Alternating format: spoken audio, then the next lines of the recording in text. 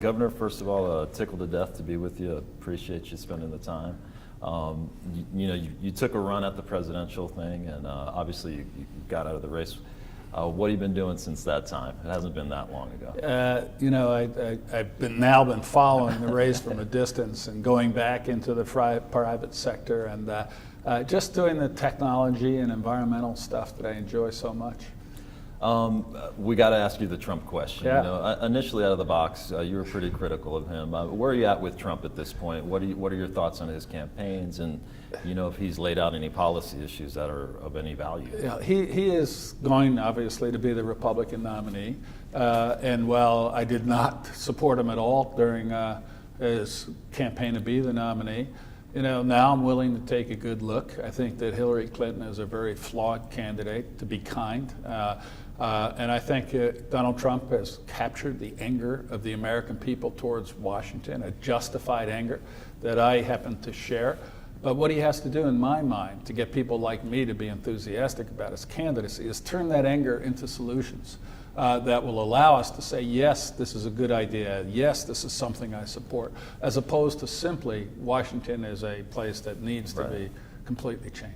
Do you think he's laid out any solutions at this point? I'm still waiting for things like, I think we have to repeal Obamacare and replace it with market-based solutions. I think we have to rebuild our military and stand with our allies. And there are issues like that where I think if Donald Trump lays out conservative market-based solutions consistent with taking power from Washington and giving it back to the people in the states, that he will have people like me very enthusiastic about his candidacy, but he has to do that. Obviously he's a great businessman. From a policy standpoint, if he can get some real directives, do you think he could be an effective leader ultimately? Well, he's clearly an effective leader. Yeah. The concern that I think some other conservative Republicans have is, what will that direction be? Right. And yes, take the power from Washington. Yes, shrink the size of government. But what sort of specific policies in areas like healthcare and foreign policy and our military and growing our economy will he have? He's laid out a very good tax plan to dramatically lower and simplify the tax rates and make the system fairer. He has to do that in other areas as well, in my view. I want to talk about some things that affect this region in particular, and with your great ties to agriculture. We are inextricably linked in our community. You talk about Tri-Cities and the things we produce. First subject I want to touch on is, he's offended a lot of Hispanics. In this region, we're up to 40%, in terms of the population, and just in the Tri-Cities of Washington, a lot of our Hispanics work in the fields. A lot of those have second, third generation children who are going to the voting booth. How does he win back the trust of the Hispanic? Because he doesn't have it, and you were able to do that in New York State. I think that is very important, that I was able to carry the Latino vote in New York State, even though the overwhelming majority were registered as Democrats. They saw my solutions, my policies as right. And I think that's what Donald Trump has to do. He has to understand that, well, yes, we want to protect our borders. We want to make sure people come here legally. Our economy has benefited enormously from people doing those agricultural jobs, working in the 95-degree sun and producing the things that we count on for our families to be able to eat. And I think he can do it, but I think he has to draw a distinction between making sure people come here legally, which I think the overwhelming majority of us totally agree with, and understanding that those who are here working, paying taxes, strengthening our economy with strong families, those are people that shouldn't be demonized. Those are people who we should work with to make proud Americans. How do we balance that? Because we're out in the fields talking to farmers, and they say, Mike, we don't have enough labor. I can't get Americans to do this job. How do you balance the illegal immigration that's going to be here just because you need to work the farms, and with immigration reform? Is there a balance to do that? There is a balance. There's always a solution. And there is absolutely no reason we control our borders, no people come here legally. We couldn't have an intelligent seasonal worker program. Other countries do it. It's something that we had in the United States for a long period of time that worked, where you would have agricultural workers come for the season and then return home. It worked for them and their families. It worked for our farmers. It worked work for our economy. And there's no reason why it can't work again as part of an intelligent overall immigration solution. I know you talked about it during your press conferences. You go to Washington, D.C., it's like another planet in terms of the dialogue that goes on. How come they haven't been able to have comprehensive immigration reform? You know, I think the two are very much linked. We haven't been able to solve the question of immigration because Washington has become such an insular political place where people aren't interested in solutions, they're interested in their political power and career. So if you advance an idea on immigration, instead of thinking, well, maybe that's a pretty good idea, but we could make it better by changing it, you go, aha, if I attack this, I can demonize and defeat that person by saying they're in favor of X. So instead of looking to solve the problem, you look to gain political benefit. And that's the way Washington works together. And that's why we have not solved any of the major challenges facing our country. Instead of looking at what's right for the people, how do I enhance my party and my personal political power? That's got to stop. Yeah. And I'm fascinated how you were able to reach out to the Latino community there. You know, largely Puerto Rican, which would have my Puerto heritage, Rican and Dominican. Dominicans, which, you know, my heritage on the East Coast. How did you do it? I mean, what does Trump need to do to gain the trust? Because, you know, when I'm in the Latino community, they say, we don't trust that guy. And I'm not sure they trust Hillary Clinton either. But how does the Republican Party in general do what you did to say, you know, because I always felt like the ideals, the hardworking nature, the strong family values, the ties to, you know, God and Christianity and things of that nature are highly in tune with the Republican Party. But why can't we get more Hispanics to trust the Republican Party? I think we could, and as I was able to do, not by changing philosophy, not by changing policies, but by finding common ground with solutions. Every family wants safe streets. Every family wants their kid to have a good school. Every family wants to be able to have a decent job. And the policies, in my view, of the left weaken our economy, trap kids in schools where the teachers can't teach, tear apart families because you're better off getting a welfare check if you're not part of a strong family. These are things that every family agrees with the core Republican values on and the core Republican positions, but we never articulate it that way. We'll talk about tax cuts, so they'll go, oh, you're helping the rich. No, I want someone to have a job because the factory will be in Kennewick instead of in Japan. Right. You know, you talk about schools and, oh, you want to take people out of public schools. No, I want the teachers in public schools to actually be capable of teaching that child so the child isn't at a disadvantage. So that's what I was able to do with the Latino community in New York, explain how my policies were going to improve their lives and cut through the ability to just use political rhetoric to demonize policies that would actually help everyone. Another hot topic going on across the nation, certainly here in Washington State, is the LGBTQ issue, bathroom rights and things like that. A lot of people don't know that you supported legislation to, you know, really protect gay and lesbian folks in the state of New York. I mean, you've said that Republicans waste a lot of time on these issues. What's your thoughts, just first of all, in general, of, you know, protection of that community? I'm a great believer in freedom. And I don't want politicians in Washington telling me how to live my life. I don't want them telling me how to spend my money. I don't want them telling me the job that I can have. I don't want them telling me how to live my personal life. Politicians should stay out of people's lives. I just don't trust politicians to tell me what to do with my life. So that's consistent to me with allowing people to make their personal choices. On the case of the bathroom issue, I think Obama's gone way overboard.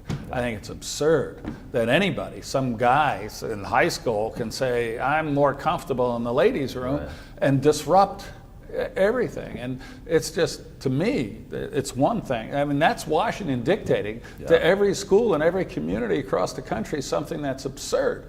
If a community wants on their own to do it, I don't think it's the right policy, but that community can make the decision. But the idea that we have some diktat from Washington mandating whatever they're mandating with. From a foreign policy standpoint, where do you think we are as a nation right now in terms of perception? In terms of reality and perception, I think Obama's foreign policy and Hillary Clinton's foreign policy in Libya and reset with Russia has been a catastrophe.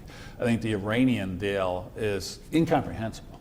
How this country that still preaches death to Americans spends billions supporting global terrorism. How a country that captured our sailors illegally and treated them barbarically somehow can be trusted with $100 billion in economic relief is, to me, mind-boggling. So I think the foreign policy of this administration, the Obama-Hillary Clinton foreign policy, has been a catastrophe. We have to strengthen our military.